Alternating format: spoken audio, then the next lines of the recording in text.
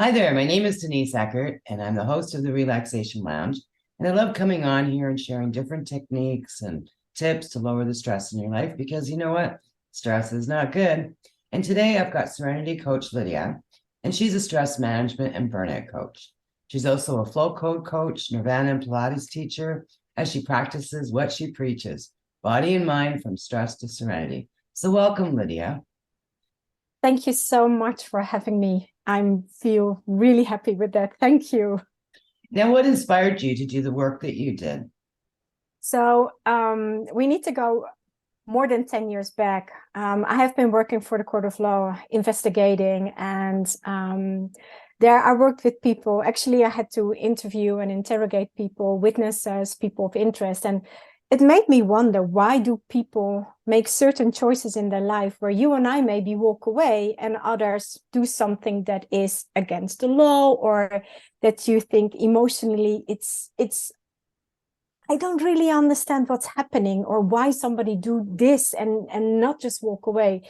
So that triggered me. Also in my education, I have had all the mental clarity and the disconnect and etc. So that triggered me. But so I did it for quite some years, and then I moved to a different country in Europe, where I had to start a whole new career, work on my social life, move to a different country, and at the same time, my mother got diagnosed with cancer. So I was literally overwhelmed with feelings, emotions, and I just could not deal with it. I had no coping system, no strategy, no tools, nothing. Even if I did had all the education about it, I could not put it into practice because I was so overwhelmed. I was literally burned out. At the same time, my previous partner, that didn't work out so well. Let's say we're not together anymore. So I reached out for help, and I did not get the help that I was hoping to receive. I did not get any strategies, no tools, only deep dive in my background. And yeah, I had a very good childhood. I loved my life, besides everything at the same time. And yeah, when something starts to add up, when it rains, it pours. And that happened.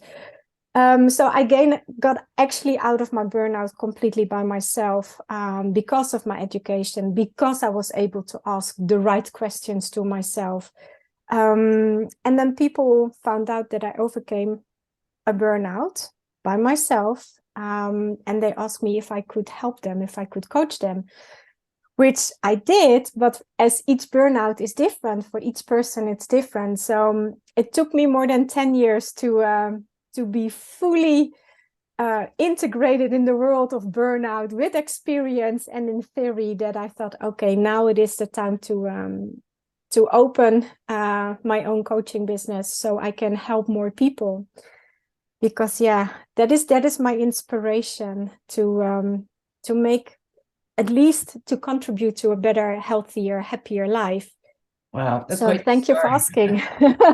Yes. Because you're dealing with, major health issues, major relationship issues, and your work is triggering not good things and emotionally. So it's great that you made it through and now you're helping others. Now you Yeah, kind of thank mentioned you. that there's different kinds of burnout. Can you elaborate on that a little bit? Yes, of course. So the reason why I got a burnout could be completely different for maybe when you have a burnout or when you feel overwhelmed. It could be triggered by work. And a lot of people say it's always triggered by work, but that is not the case. You could be overwhelmed by emotions, maybe because of a breakup, or maybe you have financial needs, or you're not happy in your relationship, or it could also be a contribution or an add up of so many things. And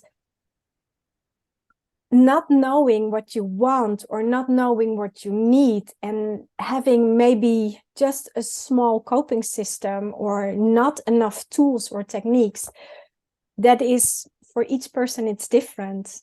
And that is and it is with respect, because I had so much at the same time, but it could be for one person, one thing, and I just unfortunately had to deal with three major things at the same time. But I can fully understand that if you maybe lose your job, or if you lose a loved one, or have a lot of stress at work, that could be a trigger. Because a burnout, it is not happening from yesterday to today. It is a sum up for so many months, maybe years. So you never know where it really comes from. That's why, yeah, a burnout is for each person different, but also in which stage you are. Is it in the beginning, or are you hanging into it, or are you just touching it? There are so many stages of a burnout. Now, if someone's listening to this right now, what are the symptoms of burnout? Oh, you could have so many different symptoms. You could have, so let me say that you have, for example, when you're asleep, maybe you could fall asleep but wake up during the night. You could maybe not fall asleep. You feel all the time exhausted. You have thoughts running through your mind nonstop. You feel worried, anxious.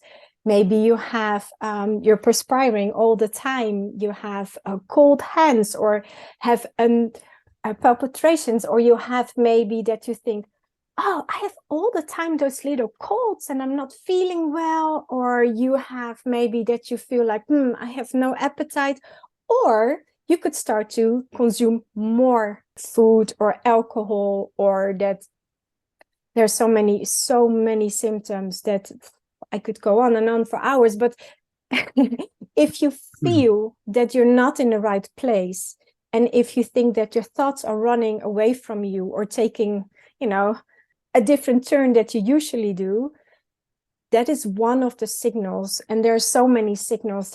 Okay, so someone listening right now who has an inclination that they are going into burnout, what are some of the steps that they could take to avoid going into burnout? The most important is to become aware. What are your stress triggers? What makes you feel stressed? What is it that you cannot get your head clear about? Because clarity, mental clarity, is what helps you to recognize the signs, to become aware, and to know what's going on. Because your body and mind are giving you all the time signals that you are not feeling well, or that you go all the time over your limits. Because unfortunately, with burnout, a lot of people think that getting a burnout is because you're weak, but actually it hits the people who are working so hard and do so much and don't say stop when they should stop, and just give in and continue, where other people say, okay, I'm gonna have a break. And actually you think, I go on because I want to finish this project. When I go home, I make dinner and I take care of the family, and I will do also the administration, and oh yes, I will help the neighbor. And it is often the hardworking people. Yeah, exactly. And that's the thing too. I don't understand why. I mean, I know for myself, I've gotten over this, but one of the biggest things for me to stop pushing myself so hard is that guilt. Like, you feel guilty taking that time out, and you feel guilty taking care of yourself. And it's not a good roller coaster ride to get on. No. And then my question to you is, why aren't you taking care of yourself? Why wouldn't you take the time for you? Because who takes care of you if you can't do it? Yeah. And I noticed in your social media stuff, you talk a lot about being superwoman. And that really struck me because when I was in my younger days, that was the thing. That was our goal, was to be superwoman. And the busier we were, it meant the more successful we were. And, I just hit burnout so many times where I ended up in the hospital or ended up with depression. And I did not have an awareness at that time, because I was always driven by this superwoman that I could do everything all the time for everybody, blah, blah, blah. Can you talk about that a little bit? Yes. Do you want me to talk about my own experience? Because I thought as well, like so many other women, I am superwoman. I am, yeah, just being there for other people, especially if you're a mom or have a family, or if you have a caregiving role as well, or even if you don't have a job, but you support your husband or any of your relatives or loved ones. You think you can just take it all on your shoulders and carry the world and be there, but you need to be there first for yourself and be, notice what's going on. Because if you don't take care of yourself, nobody else will, because you are normally the one who supports everybody and who takes the world on the shoulders. And do the dishes and cook and clean and work and take care of the administration at home and take care of the social life and work also at the same time, full-time, part-time. I mean, it is, we as women, I have the idea, and I had that being a superwoman. I thought, okay, I can do this, of course, because, I work full-time, I start a whole new social life, I relocate, I can do everything at the same time because, I'm strong. And with your mind, you continue and you go on and on and on because you're that superwoman and you keep telling yourself, I'm superwoman. But your body says at one point, hey, superwoman, when are we going to take a break? When are we going to recharge the battery? Come on, stop. Even superwoman needs to nap or sleep during the night, So, it's just being there for everybody at the same time, and not able to say no and not putting your boundaries there and not putting any limits. And that is superwoman. I mean, taking care of all the fires, right? Yeah. Now, is that what you work with your clients with, is creating those boundaries and setting limits and saying no? Yes, indeed. Thank you for asking. I think it's a very good question. A lot of the women I work with, because I also have men, women seem to have this role that, okay, I'm a woman, and what a man can, I can do as well. Plus, I take care of the whole household. Plus, all the additions that we seem to think that we need to do just to compensate being a woman. So if we want to have a promotion, we need to work harder, faster, more hours, you name it, we do it, being a superwoman. So with women, I often say, like, okay, can we just pause for 1 second? What is it what you need? What is it what you want? What is your goal in life? How do you say no? Being assertive, not aggressive, not selfish, because saying no and or delegate at the same time will able to give you some time in your calendar to work probably more efficient. And not only work efficient, but you probably also give more quality to the work that you need to deliver. So if you work on 3 projects at the same time, and you can put something on hold and say no and put your boundaries, if I'm just talking about work, then you can have more quality time to work on one project, to deliver the quality, maybe also faster than the given deadline. And by knowing what you need, what you want, and what you can, it is such a help. But also reaching out and maybe delegate, it is something that is important because it gives you an overview as well. So that is one of the things I do, including positive affirmations or just working on the mindset, meditation, and taking time for yourself, because you don't have to feel guilty just to take time for yourself. Everybody does it. And we women feel, as what you said, guilty to do that. And we need to get rid of that somehow. But yeah, that is what I work on, but especially the guilt, because I have the women, they feel guilty that they have a burnout, or they say, yeah, but the men continue. Yes, but what do they do at home? Do they do the same as what you do? Because you're a superwoman. And the man says, I go and do my work. That's what I do. And then at one point he stops, sits on the couch, Netflix or whatsoever. And what do you do? Are you going to eat Ben and Jerry's, from the fridge and then thinking, oh, I can do this? No, please. So really mental clarity and just becoming aware of what your needs are, what you can do, and setting your boundaries. But also I work on the coping systems and strategies. So it's a full package, because it is often a full package. Yeah. Now I'm just wondering, I know with my age group, we grew up like that. Are you finding the younger generation in the same boat, or are they more assertive in what they want in their lives? So the younger generation, my youngest has been 27 years old, that I helped for burnout. And he came to me when he was 29. He already faced 2 burnouts. His first one just happened before COVID, second one during, and he actually didn't get out until he got with me, actually. So the difficulty is that we did not grow up with social media. At least I didn't. I'm sorry, I'm revealing my age right now, I know. But so I did not have a mobile, and I didn't have to pretend. So I could be myself. I could be my authentic me. Now, the younger generation, the people who are in their mid-20s, they have so many false ideas put in the head because of social media. I'm not saying it's wrong. I'm just saying that what is true and what is not true. What you see, is it really the person that you see, or is it a filter, photoshopped, etc.? And are they really doing what they're doing?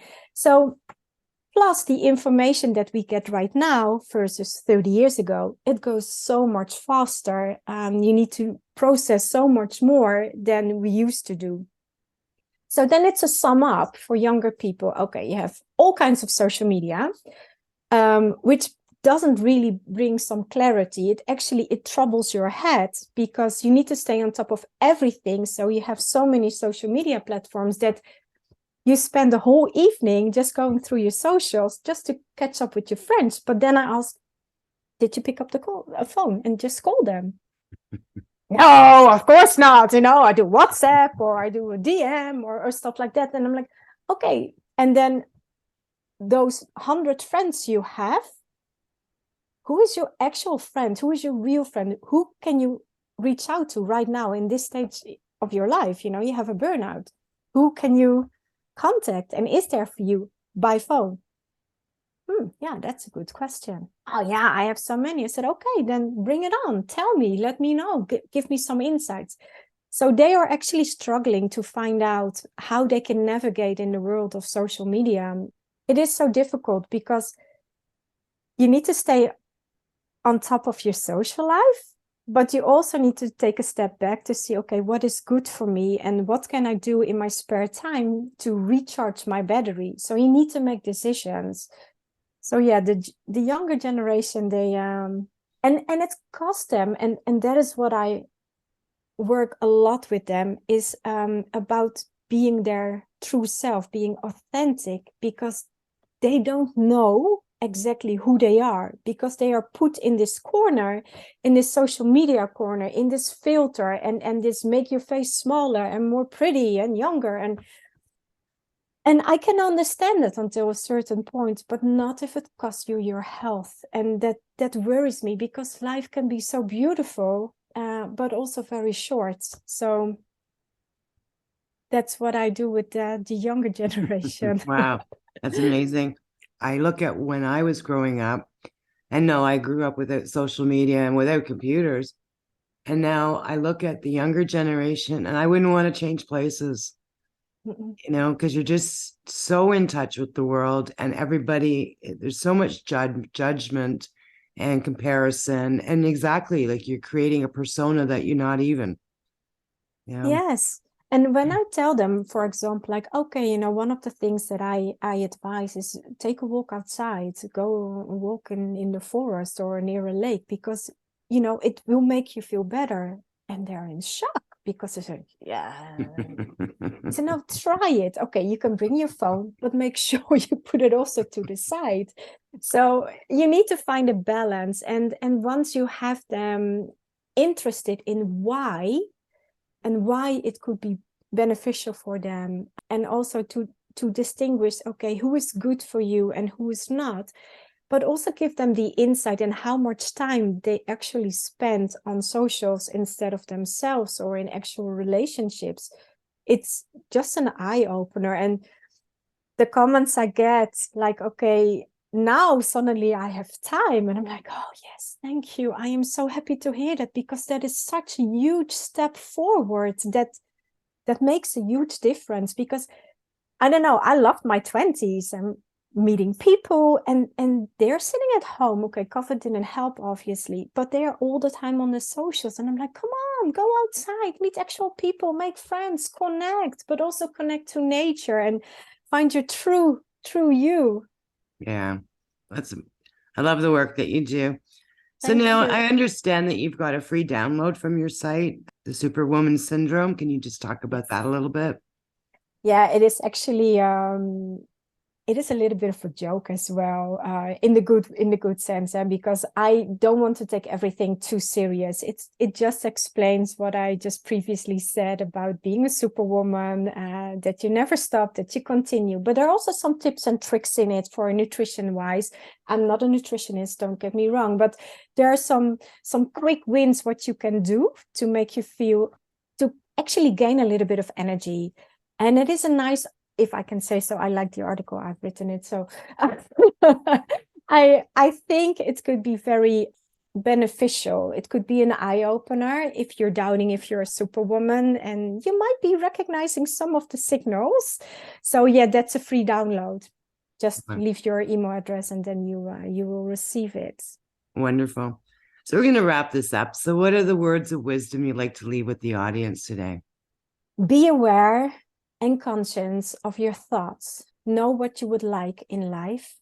Try to become you, your authentic self, and turn any negative experiences into something positive. From every experience, you can learn something, but make the best out of your life. Try to find a balance and just gain clarity, declutter your mind, and go from stress to serenity.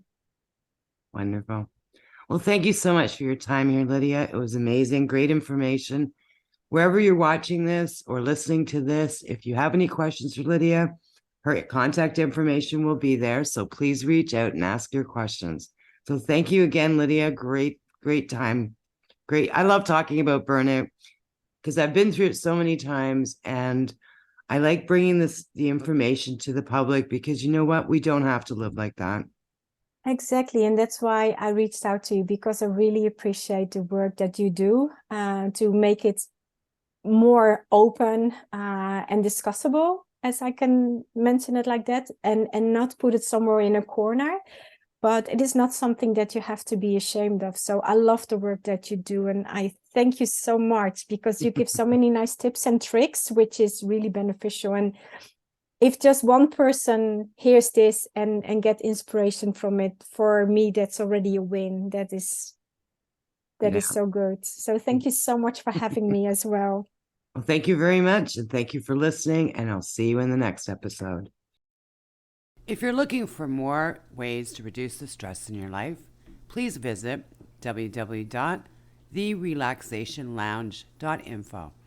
Here I've got access to a free Facebook page where you can get support, information on the podcast where I interview different individuals who share their techniques to help you reduce your stress, plus a membership that you can join where you can come and do stress-reducing practice on demand anytime you need to reduce the stress in your life and create more happiness in your world. I'll see you in the lounge.